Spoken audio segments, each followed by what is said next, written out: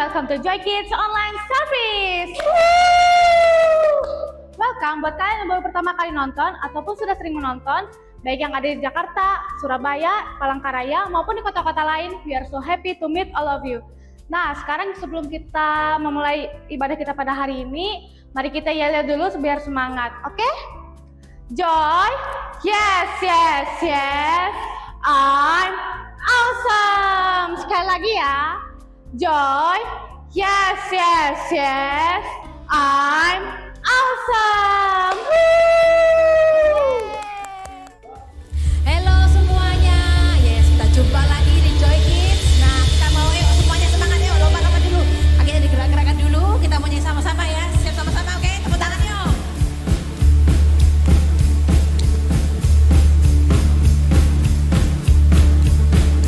Sing high, sing low, sing it absolutely everywhere I go. Sing high, sing low, sing it absolutely everywhere I go. Oh, I am thinking about Jesus' love for me. Oh, I am singing about how He set me free. Oh, I am bringing up to everyone the wonder of Jesus' love. Sama-sama sing high,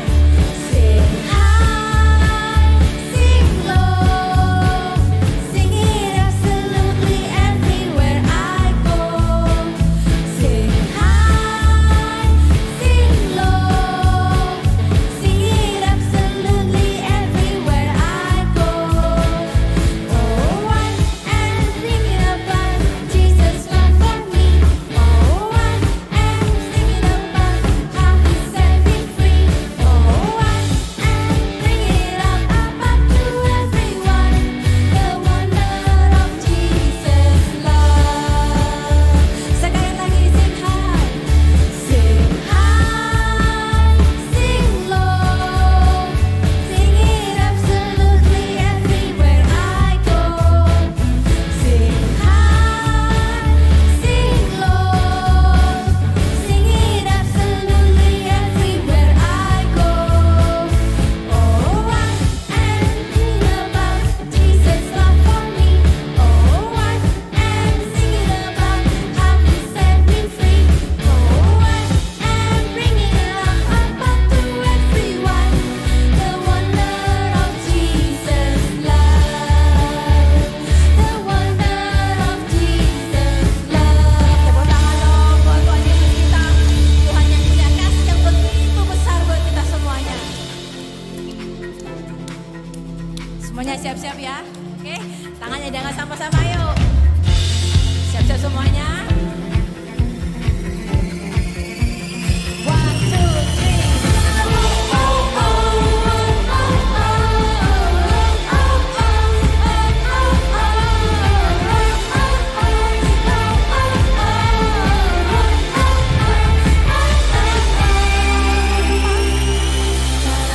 Membayangkan hidupku tanpamu, kau membuat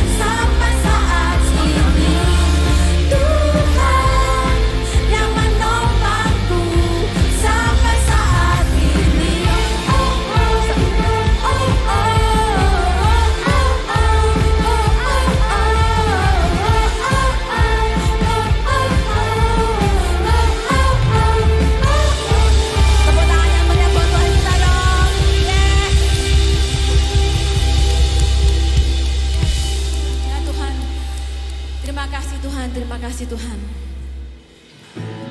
Kami semua anak-anakmu kami tahu adalah Tuhan yang begitu baik buat kami semua. Kami semua merasakan kebaikan-Mu Tuhan.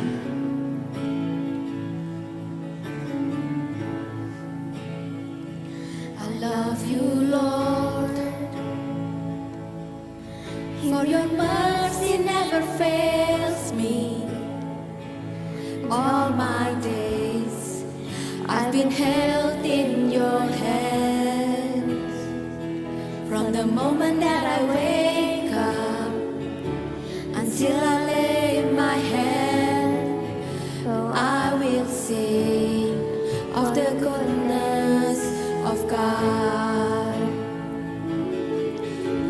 Angkat tangan sama-sama yuk. All my life you have been faithful. All my life you have been so, so good. With every breath that I am able, oh I will sing of the goodness of God.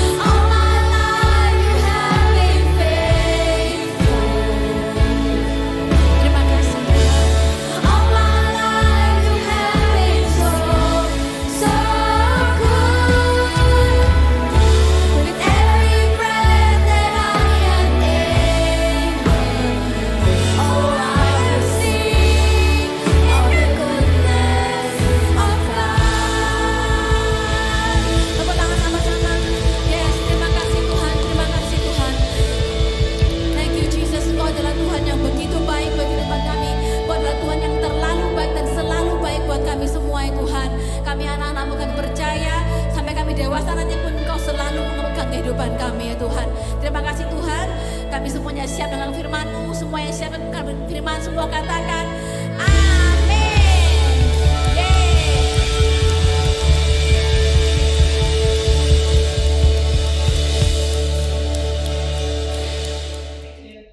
Saatnya kita games. Yeay. Jadi games kita kali ini adalah freeze game dan aku nanti akan memutarkan sebuah lagu ya, dan mereka teman-teman kita akan ngedance. Tapi begitu aku bilang stop, mereka harus berhenti. Dan kalau mereka masih bergerak berarti itu yang kalah. Siap? Siap. Oke, kita mulai. 1, 2, 3, music.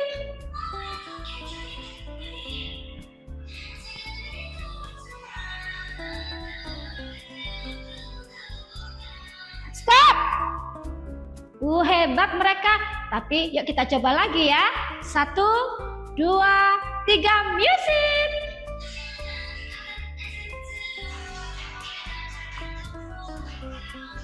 Stop. Kenapa dia terus bergerak? Berarti yang kalah adalah Nikita. Seru kan? Yuk kalian juga bisa nih di rumah. Cobain juga sama keluargamu, sama teman-temanmu ya. Bye-bye. Halo, jumpa lagi dengan Miss Feli. Yes, di awal bulan apa ya nih ya? Bulan Mei ya. Kita bulan Mei baru masuk minggu yang pertama. Nah, Missnya punya pertanyaan. Siapa di sini yang pernah merasa capek, lelah, ngantuk mungkin di sekolah? Aduh, ngantuk banget gitu ya. Pelajaran pertama, kedua, aduh sudah mulai gitu ya. Nah, biasanya apa yang kalian lakukan kalau kalian merasa capek atau lelah? Nah, kayak punya jawaban nih. Ya gampang ya Mi, saya tidur. Tapi kalau di sekolah apa bisa tidur? Pasti dihukum dong sama gurunya kalau kita bubuk ya. Nah, setiap orang pasti punya kebiasaan sendiri-sendiri ya. Ada yang kalau misalnya mungkin kayak Miss gini ya, Miss capek, ngantuk. Apa yang Miss lakukan? Missnya beli kopi ya, beli kopi atau minum kopi, bikin kopi di rumah supaya nggak ngantuk. Kalau lagi kerja, minum kopi supaya bisa melek matanya. Nah, tapi ada juga orang yang punya kebiasaan seperti ini. Waktu dia merasa capek atau lelah, kayak weak banget itu, dia makan gula, ya makan yang manis-manis apapun. Mungkin kue, cake, atau mungkin minum yang manis. Atau mungkin juga minum apa ya, pokoknya semua yang manis, es teh manis kayak atau apapun.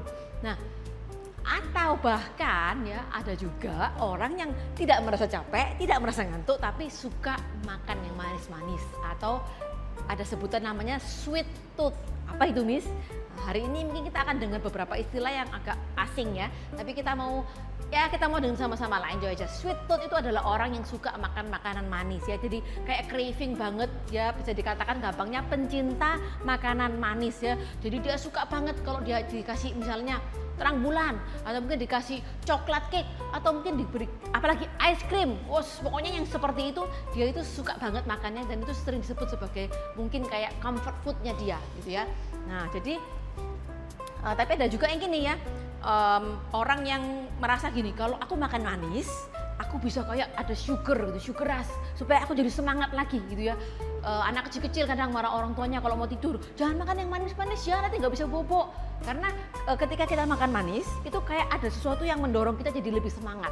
Padahal sebetulnya itu cuma sebuah mitos atau kayak ya istilahnya apa ya, yang dipercaya orang gitu ya. Jadi ketika kita makan manis, kita bisa merasa kayak sugar rush, kayak ada lonjakan energi gitu ya, langsung tiba-tiba semangat.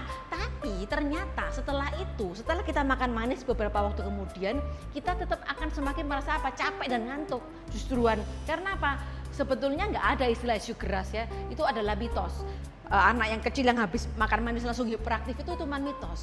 Dan ketika kita makan manis, justru efeknya belakangannya adalah kita akan jadi semakin ngantuk.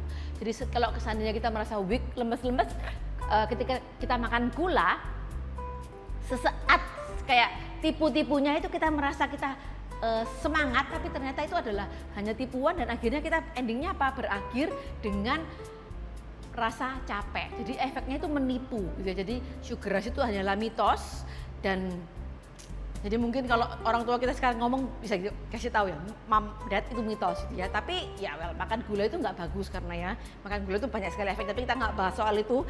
Tapi intinya ketika kita capek, lemah, kalau kita merasa kita perlu sugar atau gula, itu hanyalah efek yang menipu. Nah, apa hubungannya dengan cerita firman Tuhan hari ini? Oke, kita dengarkan sama-sama dulu ya. Kita masuk firman Tuhan hari ini, ceritanya tentang ketika Tuhan Yesus ada di dunia ini.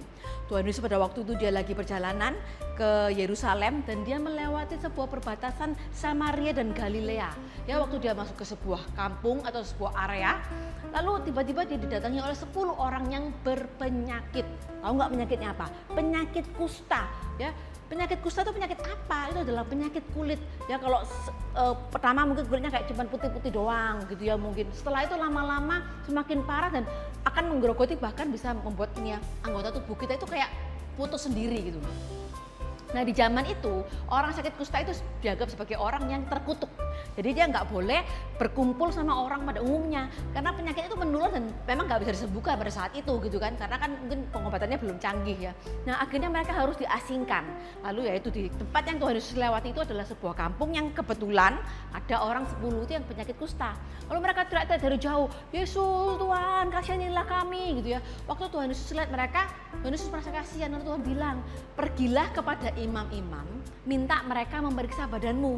Nah mereka akhirnya langsung pergi kan. Nah OTW ya, dalam perjalanan mereka menuju ke imam-imam itu hilanglah penyakit mereka. Ya jadi mungkin yang awalnya banyak terus tiba-tiba kayak deng hilang kayak di film-film gitu ya. Nah lalu ketika ada satu orang yang menyadari, tuh aku sudah sembuh. Akhirnya dia berbalik, dia nggak jadi ke imam, dia justru berbalik menemui siapa? Menemui Tuhan Yesus. Ngapain?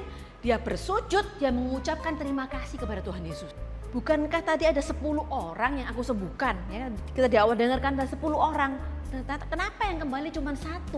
Bahkan yang kembali ini adalah orang asing, yaitu orang Samaria yang kembali mengucapkan terima kasih. Lalu kemana kayak yang 9 lainnya? Terus akhirnya dikatakan Tuhan kepada orang itu apa? Bangunlah dan pergilah karena engkau percaya kepadaku, engkau sembuh. Ya kita sudah tahu dia sembuh. Kalau kita bahas lagi panjang nanti jadi penalaman Alkitab ya. Cuma kita nggak bahas soal itu. Yang kita bahas ini adalah ini. Penyakit kusta itu sama kayak kelemahan, weakness yang nggak sih buat kita. Kalau sendiri kita punya penyakit kulit lah, nggak usah kusta ya, panu aja gitu ya. Kita pasti malu ya nggak sih. Apalagi ini penyakit kusta di zaman itu nggak bisa disembuhkan. Orang harus bersembunyi dan minggir dari istilahnya dari orang sekitarnya. Dan penyakit kusta itu pada zaman itu dianggap sebagai penyakit yang sangat mengerikan, ya, terkutuk, orang yang punya banyak dosa, orang yang punya banyak, pokoknya yang istilahnya yang jelek-jelek itu, makanya dia dapat penyakit kusta gitu ya. Itu sama seperti apa? Kelemahan atau weakness. Weakness kita apa? Macam-macam ya, kita yang mungkin gampang marah, kita yang mungkin suka ngerengek ya, nangisan gitu ya kalau orang bilang, atau mungkin kita yang gampang tersinggung, atau mungkin kita yang nggak seberapa pinter ya, kita merasa kita nggak bisa matematika, kita nggak bisa sekolah yang baik, kita nggak bisa olahraga gitu ya, kita nggak bisa main basket, kita nggak bisa main sepak bola. Kayak misalnya ini kalau hubungan sama olahraga yang berbola-bola itu apapun gitu ya, bahkan yang terkenal sekalipun terakhir padel pun misalnya nggak suka. Karena apa? Ya anti bola gitu ya. Jadi mungkin kita merasa itu sebagai weakness atau kelemahan kita. Weakness, lemah gitu ya. Lalu apa sih maksudnya ini Miss gitu ya? Sama tadi kayak di awal Miss bilang, waktu kita merasa capek, kita ada yang suka cari sugar gitu ya. Sugar itu seperti menipu kita supaya kita tuh seolah-olah semangat. Sama seperti kita ketika kita punya weakness, kita itu seperti menutupi diri kita. Ya enggak sih, kita menutupi kelemahan kita mungkin bersembunyi, mungkin apapun yang kita lakukan untuk supaya kelemahan kita nggak kelihatan. Tapi justru hari ini diajak sama-sama untuk belajar ini. Kata-katanya nih, God's grace is stronger than my weakness. Jadi anugerah Tuhan, kasih karunia Tuhan itu lebih gede, lebih besar daripada kelemahan kita. Sama kayak orang tadi yang 10 orang kusta tadi. Kasih karunia Tuhan buat mereka itu sangat besar, sampai mereka disembuhkan. Nggak ada, maksudnya hampir tidak ada di zaman itu orang yang bisa sembuh dari sakit kusta. Tapi karena Tuhan punya kasih karunia begitu besar buat mereka, akhirnya mereka bisa sembuh dari kelemahan mereka. Ya, penyakit kusta itu seperti itu, kelemahan. Kasih karunia Tuhan itu apa sih gitu ya? Gampang, ini kata-katanya kita baca sama-sama ya. Kasih karunia Tuhan itu adalah segala sesuatu yang Tuhan lakukan dalam kasih yang tidak layak kita terima, untuk memberi manfaat buat siapa? Buat manusia secara umum dan juga buat kita anak-anaknya secara khusus. Apa secara umum? Gampangnya hujan, matahari, ya, panas, udara, angin, apapun. Semuanya itu adalah kasih karunia Tuhan secara umum buat semua umat manusia. Kalau tanpa hujan, kekeringan. Kalau nggak ada panas, nggak bisa tumbuh tanamannya, makanya nggak bisa tumbuh. Nah, tapi yang secara khusus kayak tadi, Tuhan itu bisa bukan memperbaiki ya, istilahnya mengurangi atau mungkin bukan menutupi ya, tapi Tuhan itu bisa membuat kasih karunia itu bisa apa? Supaya kita itu kelemahan kita itu nggak semakin kelihatan, tapi justru yang kelihatan apa? Anugerah Tuhan. Karena kita punya kelemahan, anugerah Tuhan itu kelihatan sangat besar.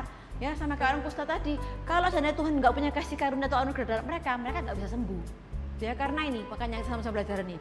God grace is stronger than my weakness. Nah, mungkin buat kita pernah lihat itu ya, tanah liat, tahu ya tanah liat ya, kayak vas yang dari tanah gitu ya. Kalau bilangnya mungkin diketik bisa di Google, bejana tanah liat. Apa itu? Apa hubungannya ini ya? Di ayat 2 Korintus 4 ayat 7 tuh dibandingkan tentang bejana tanah liat yang rapuh ya. Kalau tanah liat itu gak usah dibanting deh, disenggol aja pecah gitu kan. Tapi justru apa? Di dalam tanah liat itu ada harta yang besar, yaitu apa? Kuasa Tuhan. Begitu juga dengan kita ini orang yang rapuh ya, manusia itu fragile banget, gampang sekali istilahnya dihancurkan. Tapi di dalam diri kita itu ada kuasa Tuhan yang begitu besar. Bukan karena kita hebat, bukan karena kita luar biasa tuh percaya, enggak, bukan. Tapi karena kuasa Tuhan yang begitu besar dalam diri kita, akhirnya apa? Menghilangkan atau menutupi kelemahan kita. Bukan berarti kelemahan kita hilang atau plus gitu, enggak, tapi karena kasih karunia Tuhan bisa menutupi kelemahan yang kita punya. Jadi mungkin kalau buat kita yang merasa aku nggak bisa apa-apa, aku yang kurang begini, yang kurang begitu, kita perlu ingat sama-sama. God grace is stronger than my weakness. Apa weakness kita? Macam-macam. Semua kita pasti punya kelemahan. Yang gampang marah lah, yang gampang nangis, yang suka ngerengek, atau yang nggak bisa apa-apa, merasanya kurang, suaranya nggak enak, suaranya fals, nggak bisa main musik, apapun. Tapi kita perlu ingat sama-sama nih, God's grace is stronger than my weakness. Bukan karena hebatnya kita, tapi karena anugerah Tuhan yang memberikan kita, yang memampukan kita, misalnya yang menolong kita untuk kita bisa melakukan hal yang baik. Oke, jadi jangan lupa ya, sama-sama sampai nanti kita besar, sampai kita sudah tua sekalipun, jangan sampai kita nggak boleh kita lupa ini. God's grace is stronger than my weaknesses. Sumber kebenaran kita minggu ini adalah God grace is stronger than my weakness. Sekali lagi, God grace is stronger than my weakness. Ayat penuntun kita terambil dari Lukas 17 ayat 11 sampai 19 or Luke 17 verse 11 until 19. Ayat hafalan kita terambil dari Mazmur 116 ayat 5. Tuhan itu pengasih dan adil, Allah kita penuh belas kasihan. Or Psalms 116 verse 5. The Lord is gracious and righteous, our God is full of compassion. Mari kita berdoa. Ya Tuhan, hari ini kami sudah selesai ibadah Joyce kami hari ini. Kiranya firman yang sudah disampaikan dapat mengajari kami agar kami mengerti bahwa kasih karunia Tuhan itu lebih besar dari kelemahan kami ya Tuhan. Ya Tuhan, ketika kami merasa lemah, kiranya Engkau kuatkan kami dan kasih karunia Tuhan, karena kami percaya bahwa kasih karunia-Mu akan memberikan kami kekuatan untuk berubah menjadi yang lebih baik ya Tuhan. Terima kasih ya Tuhan, ini saya doa kami. Dalam nama Yesus kami berdoa, haleluya, amin. Ibadah Joyce kita sudah selesai. Jangan lupa like, subscribe, and give positive comment. See you!